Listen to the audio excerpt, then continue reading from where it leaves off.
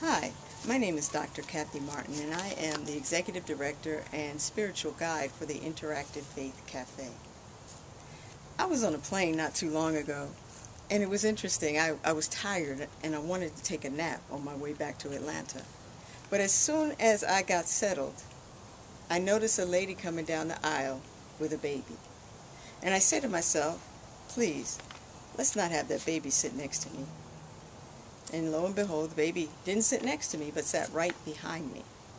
And then shortly after that, here comes another baby. And that baby sat across the row from me.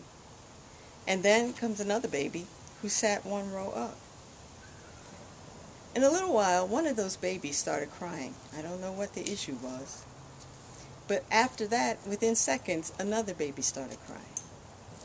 And within a few moments, all three babies were crying. And as they cried, I wrote these words that I want to share with you.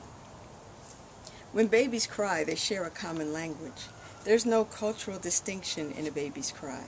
An African child sounds just like an Asian. An Asian baby cries like the Latino child. A Euro-American baby sounds just like the rest. An African-American baby sounds the same. In a common language, they say, feed me, change me, pick me up, I need a nap. And when one cries, they all start crying. Maybe they cry because they came into this world from a common source as undefiled gifts of pure love. Perhaps they cry because they fear that one day their language will change and they'll be taught the language of judgment and fear because of the color of their skin, because of their class or their religious distinction, or because perhaps they have two mommies and two daddies instead of one of each. Maybe they know they'll be taught the language of hate rather than the language of love. It was interesting when I thought about this, when I ran across this again lately, during this time when we hear so much about religious tolerance and acceptance and understanding. We see all the misunderstanding about Islam in our country. And as I thought about this recently, I found some things on the internet. You can find anything on the internet. But I want you to listen to this. The Christian context says, do unto others as you'd have them do unto you. Scientology says, try to treat others as you would want them to treat you.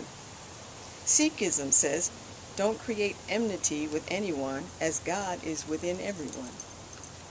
Sufism says the basis of Sufism is consideration of the hearts and feelings of others.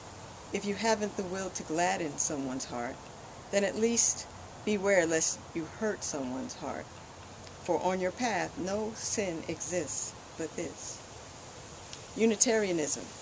We affirm and promote respect for the interdependent web of all existence of which we are part. Wicca.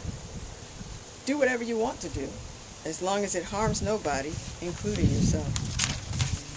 Hinduism. Do not do to others what would cause pain if it was done to you. Islam. Not one of you is a believer until you wish for others what you wish for yourself. Judaism. What is hateful to you, do not do to your neighbor.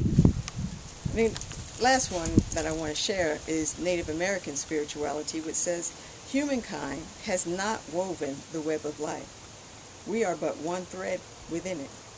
Whatever we do to the web, we do to ourselves. Respect for all of life is the foundation. Do you hear something similar in all these different faiths? And we try to say we're so different. But in many ways, we're the same. We're like those babies. And, you know, we cry in two different times. We cry when we're babies and when we're hurt, but we also cry when we have tragedy in our life. And often when we have tragedy in the community, in the world, you see people coming together.